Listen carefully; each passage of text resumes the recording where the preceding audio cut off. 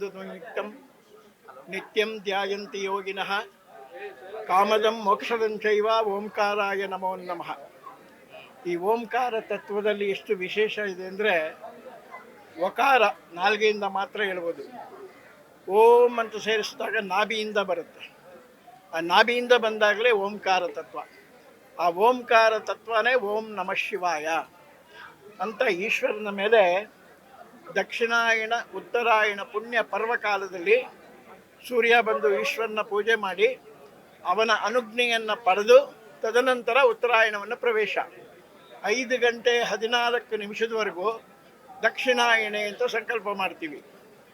5 ಗಂಟೆ 19 ನಿಮಿಷದಿಂದ ಉತ್ತರಾಯಣ ಅಂತ ಸಂಕಲ್ಪ ಮಾಡ್ತೀವಿ.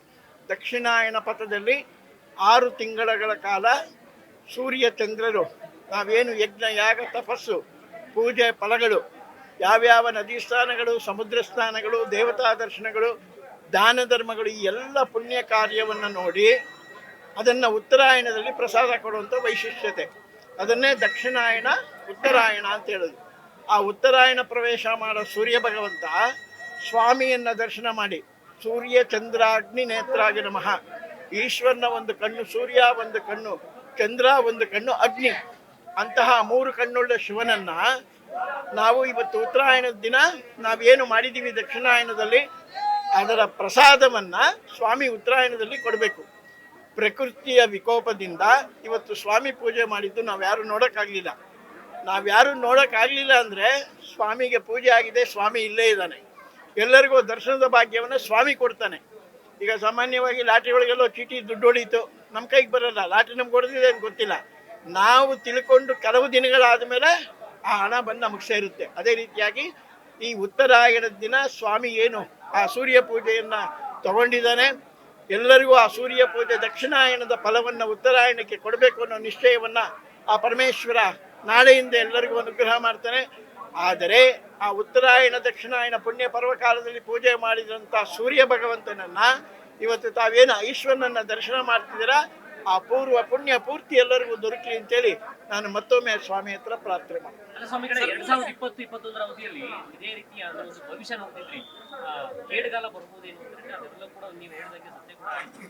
ಈಗ ಪ್ರವೇಶ ಆಗಿರುವಂತದಕ್ಕೆ ಕಾರಣ ಏನು? ಜೊತೆಗೆ ಸೂರ್ಯ ಬಂದು ಪ್ರವೇಶ ಮಾಡ್ಕೊಂಡು ಹೋಗಿದ್ದಾನೆ ಹೇಗೆ? ಖಂಡಿತವಾಗ್ಲೂ ಸೂರ್ಯ ಬಂದಿದ್ದಾನೆ, ಪ್ರವೇಶ ಮಾಡಿದ್ದಾನೆ. ಈಗ ಉದಾಹರಣೆಯಾಗಿ ನಾವು ಮೈ ಹುಷಾರಿಲ್ಲ ಅಂತ ಒಂದು ಹಾಸ್ಪಿಟ್ಲಲ್ಲಿ ಅಡ್ಮಿಟ್ ಮಾಡ್ತೀವಿ. ಡಾಕ್ಟ್ರು ನೋಡಿದ ತಕ್ಷಣ ಹೇಳ್ತಾರೆ ಏನೋ ಯೋಚನೆ ಮಾಡೋ ಸ್ಥಿತಿಲಿದೆ, ಯಾಕೆಂದರೆ ಅವನು ಉಳಿಯಲ್ಲ ಅಂತ ಗೊತ್ತಾಗುತ್ತೆ. ಏನು ಯೋಚನೆ ಮಾಡಬೇಡಿ, ಎಲ್ಲ ದೇವ್ರ ಪ್ರಾರ್ಥನೆ ಮಾಡಿ ಒಳ್ಳೇದಾಗುತ್ತೆ ಅಂತ. ಅವ್ರೇನು ಔಷಧಿ ಕೊಡ್ತಾರೆ, ಯಾವ ಔಷಧಿ ಕೊಡಬೇಕು ಅನ್ನೋದು ಡಾಕ್ಟ್ರಿಗೆ ಗೊತ್ತಿರುತ್ತೆ ಹೊರತು ನಮಗೆ ಗೊತ್ತಿರಲ್ಲ. ಅದೇ ರೀತಿಯಾಗಿ ಈಶ್ವರನ ಏನಿವತ್ತು ಪೂಜೆ ಆಗಿದೆ, ಸೂರ್ಯನ ಪೂಜೆ ಏನು ಮಾಡಿದ್ದಾನೆ ಅಂತ ನಿತ್ಯ ನಾವು ಸ್ವಾಮಿನ ಅಭಿಷೇಕ ಮಾಡೋರಿಗೆ ಆ ಮೂಲ ನಮಗೆ ಗೊತ್ತಿರುತ್ತೆ. ಆ ಒಂದು ಉದ್ದೇಶದಿಂದ ಹೇಳ್ತಾ ಇದ್ದೀನಿ, ಸೂರ್ಯನ ಪೂಜೆ ನಡೆದಿದೆ. ಈಶ್ವರನ ಅನುಗ್ರಹ ನಾಳೆಯಿಂದ ಎಲ್ಲರಿಗೂ ಸಿಗುತ್ತೆ. ಅಂದರೆ ಈ ವರ್ಷದಲ್ಲಿ ಸೂರ್ಯ ಶಿವಲಿಂಗದ ಮೇಲೆ ಎಷ್ಟು ಹೊತ್ತು ಕಾಲ ನಿಂತಿದ್ದ ಅದು ನಮಗೆ ಕಾಣಿಸ್ತಿಲ್ಲ. ಅದು ಪ್ರಕೃತಿಯ ವಿಕೋಪದಿಂದ. ಆದ್ದರಿಂದ ಆ ಪ್ರಕೃತಿಯ ವಿಕೋಪವೂ ಇನ್ಮೇಲೆ ಬರೋದು ಬೇಡ. 21ರಲ್ಲಿ ಇದೇ ರೀತಿಯಾಗಿ ಮಳೆ ಬಂದು ನಿಂತೋಯ್ತು. ಆದರೆ ಅದಕ್ಕೆ ಮುಂಚೆ ಒಂದು ವರ್ಷದಲ್ಲಿ ಮಳೆ 4:15ವರೆಗೂ ಬಂದು 4:15ಕ್ಕೆ ಮಳೆ ನಿಂತು 5 ಗಂಟೆ 10 ನಿಮಿಷಕ್ಕೆ ಸೂರ್ಯ ಬಂದು ಸ್ವಾಮಿ ದರ್ಶನ ಮಾಡಿ ಪೂಜೆ ಮಾಡಿ 5:19ಕ್ಕೆ ಮಳೆ ಶುರುವಾಗೋಯ್ತು. ಹಾಗೆ ಇವತ್ತು ನಾನು ಆ ಭಾವನೆಯಲ್ಲೇ ಇರ್ಬೋದು ಅಂದ್ಕೊಂಡಿದ್ರೆ, ಆದರೆ ಪ್ರಕೃತಿಯ ವಿಕೋಪದಿಂದ ಇವತ್ತು ಸ್ವಾಮಿ ಯಾರಿಗೂ ನಿಮಗೆ ದರ್ಶನ ಕೊಡಲಿಲ್ಲ, ಸೂರ್ಯ ಪೂಜೆ ಅಷ್ಟೇ ಹೊರತು. ಬಟ್ ಸೂರ್ಯ ಭಗವಂತ ಈಶ್ವರನ ಪೂಜೆ ಮಾಡಿದ್ದಾನೆ, ಅವನ ಅನುಗ್ರಹದಿಂದ ಎಲ್ಲ ನಡೆದಿದೆ. ಅವನ ಅನುಗ್ರಹ ಇಲ್ದಿರ ಒಂದು ಉಲ್ಕಡ್ಡಿನೂ ಆಡಲ್ಲ ಅಂತ ನಾವು ಗಾದೆ ಹೇಳ್ತೀವಿ. ಹಾಗೆ ಇವತ್ತು ಸೂರ್ಯನ ಪೂಜೆ ಈಶ್ವರನಿಗೆ ನಡೆದಿದೆ. ಆ ಅನುಗ್ರಹದಿಂದ ಈಶ್ವರ ಎಲ್ಲರಿಗೂ ಅನುಕೂಲ ಮಾಡಲಿ. ಈ ದೇಶ ಈ ವರ್ಷ ಏನು ನಮಗೆ ಸುಭಿಕ್ಷವಾಗಿ ಮಳೆ ಬೆಳೆ ಎಲ್ಲ ಆಗಿದೆಯೋ, ಎಲ್ಲ ರೈತರೆಲ್ಲ ಏನು ಸಂತೋಷವಾಗಿದ್ದಾರೋ, ನಾವು ಸ್ವಲ್ಪ ತೊಳಲಾಟದಲ್ಲಿದ್ದೀವಿ. ಆ ನಮ್ಮ ತೊಳಲಾಟವು ಬೇಡ ಅಂತೇಳಿ ಸ್ವಾಮಿಯನ್ನು ಪ್ರಾರ್ಥನೆ ಮಾಡಿ ಈ ಒಂದು ಹೊಸ ವರ್ಷ ವಿಶೇಷವಾಗಲಿ ನಾಳೆ ಯುಗಾದಿಯಿಂದ ಅಂತೇಳಿ ಮತ್ತೊಮ್ಮೆ ಸ್ವಾಮಿಯಲ್ಲಿ ಈ ವರ್ಷದ ಭವಿಷ್ಯ ಹೇಗಿರುತ್ತೆ? ಭವಿಷ್ಯ ಸೂರ್ಯನ ರಶ್ಮಿ, ಯಾಕೆಂದ್ರೆ ಲಿಂಗದ ಮೇಲೆ ಎಷ್ಟು ನಿಮಿಷಗಳ ಕಾಲ ಸೂರ್ಯ ಇರ್ತಾನೆ ಅದ್ರ ಮೇಲೆ ನಾವು ಕೌಂಟ್ ಮಾಡ್ತೀವಿ. ಯಾಕೆಂದ್ರೆ ನನಗೆ ಕಾಣಿಸ್ಲಿಲ್ವಲ್ಲ, ಎಲ್ಲರಿಗೂ ಯಾರಿಗೂ ಕಾಣಿಸ್ಲಿದ್ದ ವಿಷಯ. ಆದ ಕಾರಣದಿಂದ ಸೂರ್ಯ ಎಲ್ಲರಿಗೂ ಈಶ್ವರನ ಪೂಜೆ ಮಾಡಿರೋದ್ರಿಂದ ಎಲ್ಲರಿಗೂ ತೃಪ್ತಿಯನ್ನು ಕೊಡಲಿ, ದೇಶ ಸುಭಿಕ್ಷವಾಗಿರ್ಲಿ. ಅಲ್ಲ, ಭವಿಷ್ಯ ಏನ್ ಸೂಚ್ಯ ಏನಿದೆ? ಅಲ್ಲ, ಅಂತಹ ಭಯ ಯಾವುದೂ ಇಲ್ಲ. ಯಾಕೆಂದ್ರೆ ಮಧ್ಯಾಹ್ನ 2 ಗಂಟೆವರೆಗೂ ಬೆಳಕಿತ್ತು, ಬಿಸಿಲಿತ್ತು. ಈಗಿಲ್ಲ. ಅದು ಪ್ರಕೃತಿಯ ವಿಕೋಪ. ಪ್ರಕೃತಿಯನ್ನು ನಾವು ದೂಷಿಸೋಕ್ಕಾಗಲ್ಲ. ಯಾಕೆಂದರೆ ಸೂರ್ಯಚಂದ್ರನಿಗೆ ಪ್ರಕೃತಿಲಿರೋದು. ಆದ ಕಾರಣದಿಂದ ಯಾವ ವಿಧವಾದ ತೊಂದರೆಯೂ ಇರೋದಿಲ್ಲ. ಏನಪ್ಪ ಅಂದರೆ ಏನಿದೆ ಕಾರಣ, ಸ್ವಲ್ಪ ಜಲದ ತೊಂದರೆಗಳು ಅಲ್ಲಲ್ಲಿ ನಡೆಯುತ್ತೆ. ಯಾಕಂದರೆ ಪುಷ್ಪವೃಷ್ಟಿ ಆಗ್ತಾ ಇದೆ, ಜಲವೃಷ್ಟಿ ಆಗ್ತಾ ಇರೋದ್ರಿಂದ ಜಲದ ಸಂಕಟಗಳು ಅಲ್ಲಲ್ಲಿ ನಡೆಯುತ್ತೆ ಅಂತ ಈ ಒಂದು ಸಮಯದಲ್ಲಿ ನಾನು ಹೇಳ್ತೀನಿ. ಎಷ್ಟು ಸರಿ ಈ ರೀತಿ ಆಗಿರ್ಬೋದು? ಇದು 2ನೇ ಸರಿ. ಯಾವಾಗ ನನ್ನ 70 ವರ್ಷದ ಅನುಭವದಲ್ಲಿ ಯಾವಾಗ ಆಗಿತ್ತು? 21ರಲ್ಲಿ ಒಂದ್ಸರಿ ಇದೇ ರೀತಿ ಆಗಿತ್ತು, ಇವತ್ತಿಗಾಗಿದೆ. ಅದಾದ ಒಂದು ವರ್ಷದಲ್ಲಿ ಮರು ವರ್ಷ ಅಲ್ಲ, ಮಧ್ಯದಲ್ಲಿ ಒಂದು ವರ್ಷದಲ್ಲಿ ಮಳೆ ಸಾಯಂಕಾಲ 4:15ವರೆಗೂ ಭಯಂಕರವಾದ ಮಳೆ. ಬಟ್ ಅವಾಗ ನಿಮ್ಮ ಇಷ್ಟೊಂದು ಮೀಡಿಯಾ ಇರಲಿಲ್ಲ, ಒಂದು 3-4 ಇತ್ತು. ದೀಕ್ಷಿತರೆ ಮಳೆ ಬರಲಿಲ್ಲ, ಸೂರ್ಯ ಬರಲ್ಲ, ಖಂಡಿತ ತನ್ನ ಸೂರ್ಯ ಬರ್ತಾನೆ, ತನ್ನ ಪೂಜೆಯನ್ನು ಮಾಡ್ತಾನೆ ಅಂತ ಒಂದು ಆಶ್ವಾಸನೆ ಕೊಟ್ಟಿದ್ದೆ. ಅದೇ ರೀತಿಯಾಗಿ 5 ಗಂಟೆ 5 ನಿಮಿಷಕ್ಕೆ ಮಳೆ ನಿಲ್ತು. ಆಮೇಲೆ ಸೂರ್ಯ ಬಂದ, ಸ್ವಾಮಿ ಪೂಜೆ ಮಾಡ್ದ, 5:25ಕ್ಕೆ ಮಳೆ ಶುರುವಾಗ. ಅಲ್ಲ, ಆ ರೀತಿ ದರ್ಶನ ಮಾಡದೇ ಇರೋ ಕಾರಣಕ್ಕೆ ಮುಂದಿನ ವರ್ಷ ಆಗಿನ ವರ್ಷ ಏನಾಗಿತ್ತು, ಸೊ ಈಗ ಮುಂದಿನ ವರ್ಷ ಭಕ್ತರು ಒಂದು ಸಹಜವಾಗಿ ಈಗ ಸಾಮಾನ್ಯವಾಗಿ ಕೋವಿಡ್ ಸಂದರ್ಭದಲ್ಲಿ ಕೂಡ ನಾನು ಆ ವಿಷಯವನ್ನು ಹೇಳಿದ್ದೆ.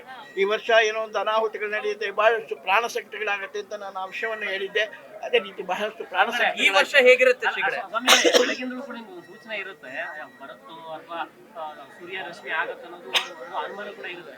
ಈ ಎಲ್ಲಾ ಒಂದು ಆಗು ಹೋಗುಗಳನ್ನು ನೋಡಿದ್ರೆ ರಾಜ್ಯದಲ್ಲಿ ನಾಯಕತ್ವ ಏನಾದ್ರು ಬದಲಾವಣೆ ಆಗ್ತದೆ? ದಯಮಾಡಿ ರಾಜಕೀಯವನ್ನು ಕೇಳಬೇಡಿ, ಯಾಕಂದ್ರೆ ನಾನು ಶಿವನ ಪೂಜೆ ಮಾಡೋದ್ರಿಂದ ರಾಜಕೀಯ ನನಗೆ ಬೇಡ. ರಾಜಕೀಯದಲ್ಲಿ ನಾವೀಗ ನೋವುಗಳನ್ನ ಅನುಭವಿಸ್ತಾ ಇದ್ದೀವಿ, ಆ ನೋವುಗಳನ್ನೆಲ್ಲ ದೂರ ಮಾಡಪ್ಪ ಅಂತ ಸ್ವಾಮಿಯನ್ನು ಕೇಳೋಣ ಹೊರತು ರಾಜಕೀಯದ ಪ್ರಶಂಸೆ ನನ್ನ ಹತ್ರ ದಯವಿಟ್ಟು ಯಾರು ಈಶ್ವರನ ಬಗ್ಗೆ ಕೇಳಿ, ಧರ್ಮದ ಬಗ್ಗೆ ಕೇಳಿ, ಯಾವ ರೀತಿಯ ತೊಂದರೆಯೂ ಈ ವರ್ಷ ಆಗೋದಿಲ್ಲ. ಎಲ್ಲದೂ ಕೂಡ ಇದು ಸತ್ಯವಾದ ಮಳೆ ಬೆಳೆ ಎಲ್ಲ ಚೆನ್ನಾಗಿ ನಡೀತು. ಹೋದ ವರ್ಷ ಆಯ್ತು, ಅದು ನೋಡಿ ಒಳ್ಳೆ ರೀತಿ ಮಳೆ ಆಯ್ತು, ಬೆಳೆ ಆಯ್ತು, ಇವತ್ತೆಲ್ಲ ರೈತರು ಸಂತೋಷವಾಗಿದ್ದಾರೆ. ಬಟ್ ರಾಜಕೀಯ ಏನಾಯ್ತು ಅಂತ ಹೋದ ವರ್ಷನೂ ಇಲ್ಲ, ಅದಕ್ಕೆ ಮುಂಚೆನೂ ನಾನು ಇವತ್ತು ಹೇಳಲ್ಲ, ಮುಂದಿನ ವರ್ಷಗಳಲ್ಲೂ ಪ್ರಕೃತಿ ವಿಕೋಪಗಳ ರೀತಿ ಏನಾದ್ರೂ ಸೂಚನೆ ಇದೆಯಾ? ಪ್ರಕೃತಿ ವಿಕೋಪಗಳು ಅಂದ್ರೆ ಸೂರ್ಯ ಚಂದ್ರ ಅಗ್ನಿ ನೇತ್ರ ಅಂತ ನಾನು ಏನು ಹೇಳಿದ್ದೀನಿ. ಸೂರ್ಯ ಮತ್ತೆ ಚಂದ್ರ 2 ಈಶ್ವರನ ನೇತ್ರ. ನಾವು ಈ ಶಾಖ ಸ್ವಾಮಿ ಮೇಲೆ ಬಿದ್ದಾಗ ನಾವು ಕೆಲವು ಶಾಂತಿಗಳನ್ನ ಮಾಡ್ಕೋತೀವಿ.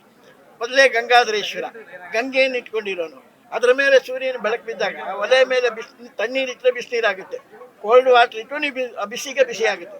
ಅದೇ ರೀತಿ ಎಷ್ಟೋ ವರ್ಷ ಸಹಸ್ರಾರು ಸಂಖ್ಯೆ ದೂರದಲ್ಲಿರುವಂಥ ಸೂರ್ಯ ಭಗವಂತ ಸ್ವಾಮಿಯನ್ನು ಸ್ಪರ್ಶ ಮಾಡಿದಾಗ ಆ ಉಷ್ಣ ಅಲ್ಲಿ ಸ್ವಾಮಿಗೆ ಬರುತ್ತೆ. ಆ ಉಷ್ಣ ಬಂದಾಗ ಅದಕ್ಕೆ ಶಾಂತಿ ಅನ್ನೋದು ನಾವು ಹಾಲು ಅಭಿಷೇಕ ಮಾಡ್ತಾ ಇರ್ತೀವಿ. ಕ್ಷೀರೋದ್ಧಾರಣವ ಸಂಭವ, ಹಾಲಿನಿಂದ ಕಪ್ಪಿಗಿರೋ ಲಿಂಗ ನಮಗೆ ಬೆಳ್ಳಗೆ ಕಾಣಿಸುತ್ತೆ. ನಮ್ಮ ಮನಸ್ಸಿನಲ್ಲಿರುವಂತಹ ಕಪ್ಪು ಏನು ಕೆಟ್ಟ ಭಾವನೆಗಳಿದೆ, ಆ ಭಾವನೆ ಎಲ್ಲ ನಾಶವಾಗಿ ಸ್ವಾಮಿ ಯಾವ ರೀತಿ ಹಾಲಾಭಿಷೇಕದಲ್ಲಿ ಬೆಳ್ಳಗೆ ಕಂಡನೋ ಅದೇ ರೀತಿ ನಮ್ಮೆಲ್ಲರ ಒಂದು ವಿಶೇಷ ಆ ಬೆಳ್ಳಗಿರಲಿ, ಎಲ್ಲರಿಗೂ ದುಃಖ ದೂರವಾಗಲಿ ಅನ್ನೋದೇ ಈ ವಿಷಯ.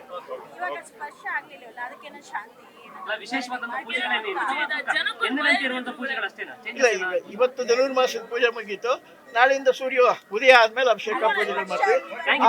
ಆದರೂ ಒಂದು ಶಾಂತಿ ನಾಳೆ ಮಾಡ್ಕೊತೀವಿ. ಏನು ತೊಂದರೆ ಆಗಲ್ಲ, ಆ ಕರ್ಮಗಳು ಯಾವುದು ನಮ್ಮ ಭಾರತ ದೇಶಕ್ಕೆ ಬರಲ್ಲ.